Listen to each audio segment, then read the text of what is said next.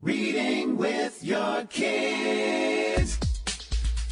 Hola, ni hao, konnichiwa, assalamu alaikum, shalom, jambo. Bienvenidos. Hi, my name is Jadley, and this is the Reading with Your Kids podcast, an iHeartRadio Best Kids and Family Podcast Award nominee. We are coming to you from the beautiful neighborhood of Reedville and the southwest corner of Boston, Massachusetts. Please be sure to subscribe to the show wherever you find your podcast. Our guest today is returning to the show, Marla Huehmer. She's here to celebrate the big move. Before we invite Marla in, we want to invite you to visit our website, readingwithyourkids.com. What can you find there? Well, if you are an author, you can find out all about our Reading with Your Kids Certified Great Read program and how it can help your book stand out from the crowd of books that are published every single month. If you are a parent, you can also find out about all those great books that have earned the Reading with Your Kids Certified Great Read status. You can also visit our bookstore. You can read our blog, sign up for our newsletter, find out about our live events, live in-person events, and also our live virtual events. They're really, really fun, and we'd love to bring some magic and some smiles into your community. And you can find out about it all at our website, readingwithyourkids.com. Joining us right now from beautiful, sunny Southern California. She is returning to the show, and she is a Reading with Your Kids Certified Great Read author. Please welcome back the author of the brand new book, The Big Move, Marla Huehmer. Marla, how are you? Hi, I'm so glad to see you and talk to you again. I'm excited to talk about the new book. Yeah, it is. Marla has been on the show a couple of times in the past, and we actually had a chance to meet one another in person last fall at the Orange County Children's Book Festival out in Orange County, California, and that was wonderful. She has a beautiful family, and one of the neat things about Marla's books is that her kids were her co-authors and co-illustrators in her past books. Mm-hmm. Yeah. Oh, yeah, definitely. Yeah, I was very excited. I'm excited to be here. And definitely my kiddos are a big part of the illustration process. It all began when Natasha, my youngest one, the oldest one, was about 3 years old. And that's when I first wrote the first book, Andrew the Blue-Eared Puppy. And in the process, I'm also a school psychologist, so I wanted to make it an educational experience as well, kind of teach her things along the way. So I thought, let's illustrate the book. And then that just kind of blew up into this, let's write more books, let's illustrate more books. And then we had another little kiddo along the way. And she is also a great part she's one of the illustrators as well. And she did a lot in the Circus Fish too. And she was only 2 years old when she helped out in the Circus Fish, and she actually cut out some of her very own images all on her own, and I was very impressed with that. And then this new one, The Big Move, I actually took part in this book in illustrating this one. Obviously, I helped with the other ones too. And what I do is I draw in my kiddos and I ask them, what characters should we use? What kind of colors should we use? And I go to my oldest daughter because she has a really good eye on how to kind of lay out the scene. And I actually, the story, The Big Move, was written a long time ago, and I kind of sat on it, and I couldn't get started with the illustrations because I couldn't figure out how to do the grass, because it's about a family of snails and grass. And I thought, I just left it there, and I thought, how am I going to get started? And then I said, how can I do this grass? And I asked my oldest daughter. And then she drew a picture really quick, and I thought, oh my goodness. And then it jump-started me. It inspired me, and away we went. So it was great. Very helpful. You have an interesting style of illustrating.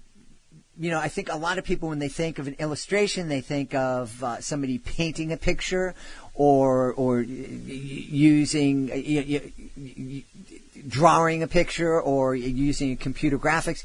You do it a little bit differently. Can you talk and share with us how you create your illustrations? Oh, yeah, definitely. So first of all, we will sketch out some ideas. And, like this book is called The Snails. So we sketched out some possible images of what the snail would look like. And then I talk in agreement with my kiddos to see, because I believe that they're the biggest, the ones to help me out the most. If it catches their eye, then it's going to catch other kiddos' eyes. And then once we have a final sketch, then we just, I cut it out mainly because sometimes the kiddos can't cut every piece out. So I'll go ahead and just freehand cut the images. I don't know how I do it, but a lot of people ask me, how are you cutting them? How do you do that? They're just really surprised on how they can even cut the very smallest, finest details. So I'll just freehand cut, and replicate the sketch. And they're piece by piece. So like the snail has the snail body, and then we have the shell, and then we have the swirl in the middle. Then we have the eyes and the mouth and the eyelashes for the girls. So it's a very time-consuming process, but I love it. I find it therapeutic, and it's just relaxing. And it takes this one took about a year to illustrate again as well. So, and the other two books, I think the Circus Fish took about a year and a half, and then Andrew, that took forever because it was just something that my oldest daughter, when she was young, we did at the time, just to get us through the days, because she was little, and it kept her busy. Yeah. One of the things about your books is that it does have a very distinct style, and it's very different. I don't know if I'm correct in thinking that there's more depth to the illustrations.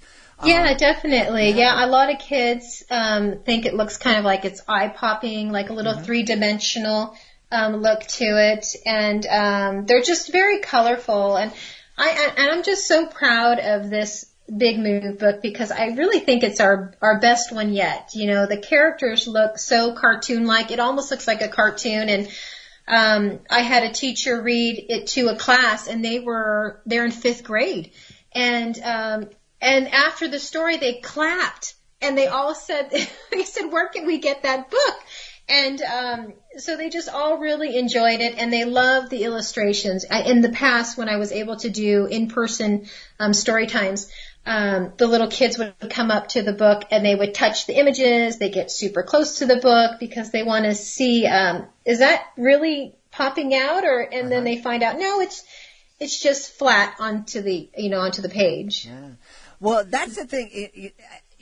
I think that it's a really wise move on your part to do that, because it really helps your book stand out from other books. And I also think it's a great thing for families to have a variety of different types of books and styles of books with different styles of illustrations in their family library, just to keep kids' interest. I agree. I see a lot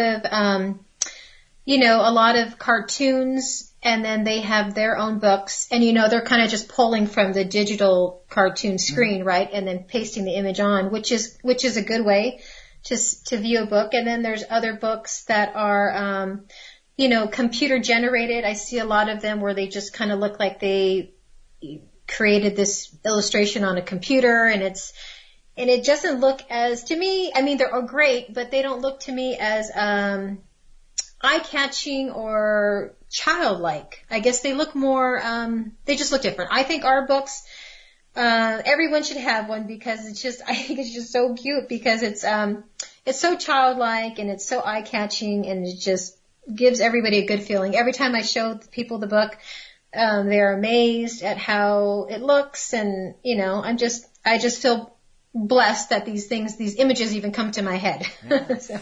So we've talked a lot about the illustrations and the style of the book and the look of the book, but we haven't talked much about the story. Tell us about the story of The Big Move, please. Yeah, this is a story based on, and all the books that we write and illustrate together are based on personal family experiences.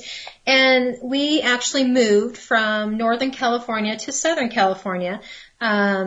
just because we needed to change, and it was just something that we needed to do. So as soon as we moved here, it was probably about a week in, and I'm sitting on the couch, barely unpacked, and my little one's sitting with me, and then all of a sudden I thought, oh, I'm going to write a story about what we just went through. And so I grabbed my phone, and because that's the thing I had closest. And when you're a writer, if you get an idea in your head, you got to write right away, and you don't want to let go of those thoughts.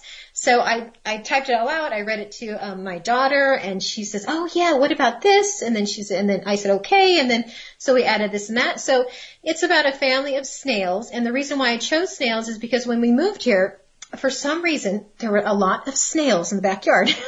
So, and all the girls would go and find a lot of snails. And I thought, okay, it's going to be about a family of snails. And they're moving from one garden, to one part of the garden to another area of the garden. And, and I wrote it. I can read the little blip in the back. It says, have you ever had to move? Moving can bring about many different feelings in children. Join this family of snails as they move to their new home. The Big Move is a great book to read with your children to start them talking about their feelings. And the reason why I wrote this because my little one, when we first were about to move, she came to me and she says, "I'm going to miss my this bed and these blankets and the curtains and my toys." And I thought, oh my gosh, she doesn't realize, that we're going to pack everything and it's coming with us. Mm-hmm. So in a blip in my book, I just take the steps through, how it feels to move and how the parent snails support the kids and get them to realize that you're not going through a terrible experience. It's going to be okay. We're here with you along the way. And in one blip I said, we leave our past with smiling thoughts, good memories and lovable goods are what we brought. So I take them and they travel. The snails are traveling through, through different parts of the garden, and then they make it to the other side where there is their new home. And I have a scene where they're in their new kitchen and their new little living space, and the dad snail and the little snail are reading a book together. It's just so cute. And I think it's just such a great book to get kids talking about their feelings. Sometimes we kind of just drag kids along the way, when we don't explain to them the process and we don't take the time to say, oh, maybe they're thinking something, maybe they're feeling something. So, this is a great book to get everybody talking about moving. Yeah, a thought just occurred to me as you're talking about that. We are, there is so much going on in our lives, and there are certainly kids that, when there's a move, when there's a transition, we know they have trouble with the transition because they start acting out, or, they get very emotional, and the emotions are obvious, and so, yeah, we know we have to help this kid learn how to deal with their emotions and identify it and learn how to manage their emotions. But there are a lot of kids who are quiet, and when things are upsetting them, they don't act out and they don't express things. They keep it in and they try to deal with it, and oftentimes they're not able to, and it just kind of builds and builds and builds until it just explodes. So mm-hmm. I think that this is, if we can start, sitting down and reading a book like this, even when we're not necessarily getting ready to move, but just sit down and start having a conversation. What do you think if we had to move, or do you know anybody who had to move, and what do you think they felt like? Mm-hmm.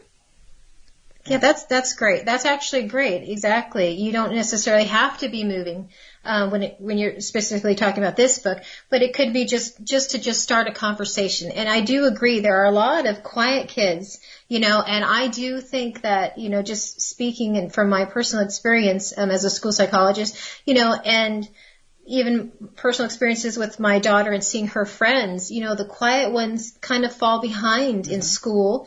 They kind of fall behind, I guess, in their life a little bit because they're not able to voice their opinions or voice their thoughts, so they kind of just sit there quietly, thinking in their head, I don't get this, I don't understand this, this hurts, and opening up a book, even it could be about anything really. And then just like you said, asking questions, well, how do you think about this? How do you feel about that? Or like you said, has it had a friend move? What did they feel like? And how did they like it? Just even striking up a conversation, encouraging your kid to speak, I think will make them less inward.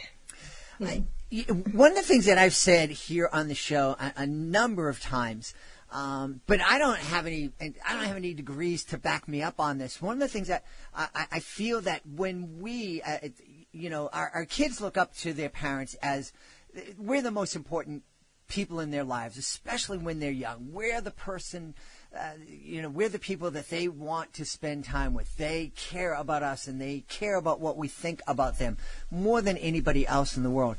When we sit down with a book and we number one, we choose to spend time, uninterrupted time with the child. I think that that's very powerful. But I also think that when we are asking our kids, what do you think about this? And how do you think this happens? What do you think is going to happen next? That's really empowering. We're saying to the kids, hey, I value your opinion. I think that your thoughts are really special, and I want to know them. Am I right about that? Oh, I agree completely, exactly. And I think once they feel that their words matter and their thoughts and their points of view matter, then they're able to, go out in the world as adults and, speak up and stick up for themselves. And, I think it's so important. And it all starts with just that little time when they're little and you're reading to them and asking them questions. I think it all begins there. And I think, it's so important. And, I know my daughter, she, I often talk to them and I just treat them like as equals, with conversations, and I try to make them be a part of the conversation. So many times I think parents forget, that you can talk about other things and other than how was school. But, I know my oldest daughter, she's great. She vocalizes. If she feels like something's not right, she'll speak up. With all this online schooling, the kids that are quiet, they will get lost in the background. They're not sticking up for themselves. They're not saying, I don't understand. I can't hear you or something. But, I think that when you start incorporating it when you're younger and telling them, hey, your words do matter, what you feel is important, I think then they can go in later in life and, voice themselves so they don't get lost in the crowd. It's just, we can say to a kid 1,000 times, your voice matters. But if we're saying that as we're driving and we're walking away from the kid, and go, remember, your voice matters, something's wrong, let me know, and then we walk away and we do something else, they're not going to buy into that as much as they are when you're sitting down and you're spending time with them and you're actually engaged where in a conversation where their voice does matter. When you say, which book do you want to read? What do you think about this? And what do you think? And what should we do next? And you're at the kitchen table and you're cooking together. And should we add more salt? Should we put, all those kind of things are really, really important. I agree. Yeah. I agree completely. Yeah. Hey, something that's important for us to talk about is just how much your website has grown. You've been really busy, and there's a lot more on your website than there was the last time we spoke. First off, remind everybody where they can go to find the website, and then let us know what we can find when we visit. So our website is called thinkaheadkids.com. And it's now actually easy to find. You can even Google it. And once you open Google and after the search, you'll see our Think Ahead Kids Facebook page, and then you just will see Think Ahead Kids. That's our .com.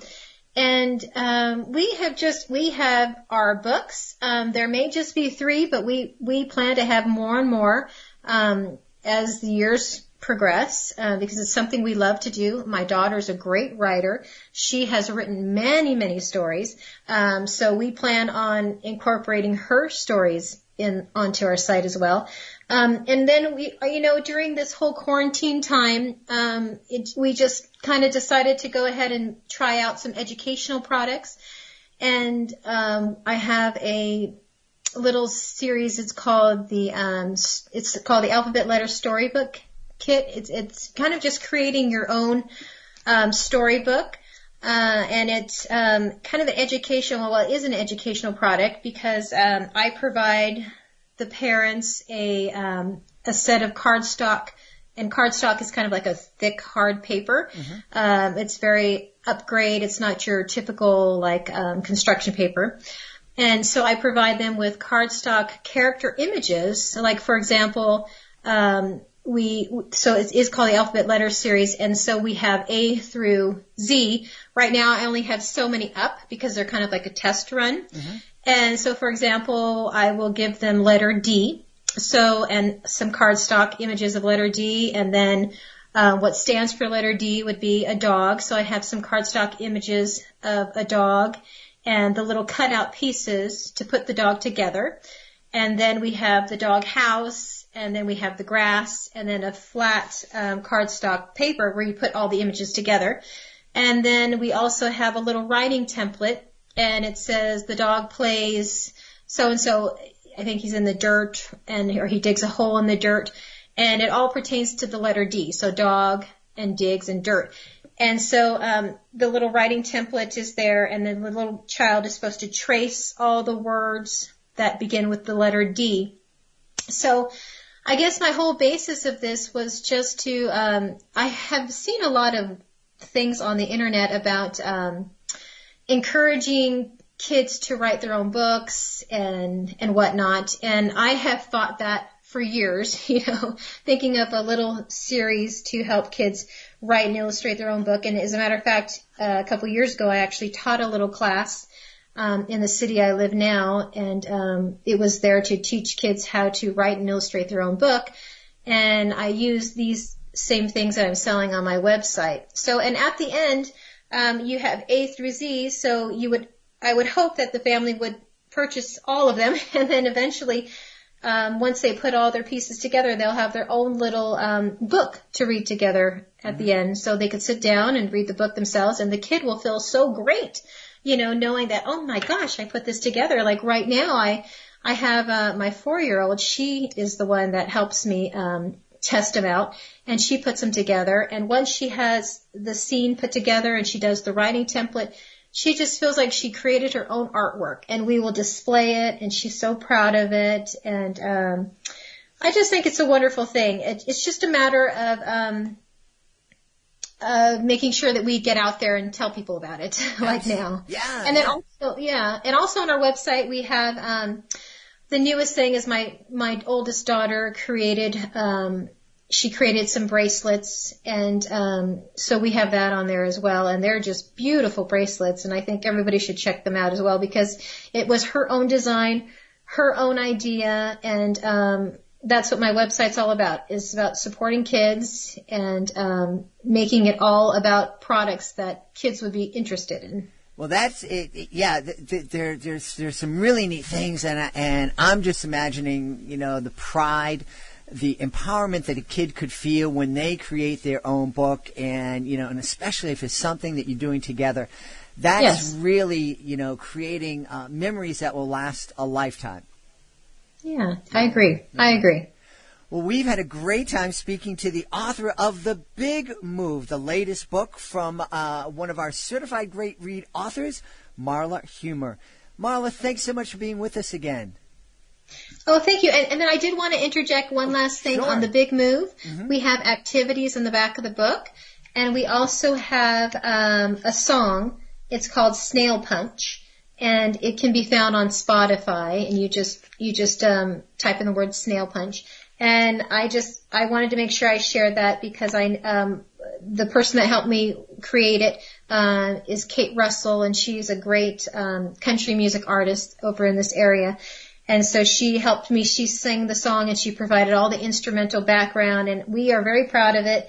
And it's a part of our book because we also have a juice recipe because snails like vegetables. Awesome. So I just want to make sure I put that in there. So I want to Absolutely. Yeah, I'm really glad. Check it out on Spotify. That's wonderful. Thank you. Thanks, Marla. It was so nice talking to you. Thank you. Please be sure to join us for the next edition of the Reading with Your Kids podcast. We go across the pond to the United Kingdom to speak to Isabel Davis about Froggins, a really, really fun book about recycling. Again, we want to invite you to visit our website, readingwithyourkids.com. Find out about our Certified Great Read program. Go to our bookstore, check out our merchandise, and sign up for our newsletter, readingwithyourkids.com. Want to thank the folks who made today's show so wonderful. Of course, want to start by thanking the author of The Big Move, our guest, Marla Huehmer. I also want to thank my team, Alejandra Doherty, Fatima Khan. I want to thank my beautiful wife for all the support she gives me. But most of all, we want to thank you. Thank you so much for taking the time to join us today. And as always, thank you so very much for taking the time to make the world a better place by reading with your kids. I'll be looking for you in the next edition of the Reading with Your Kids podcast.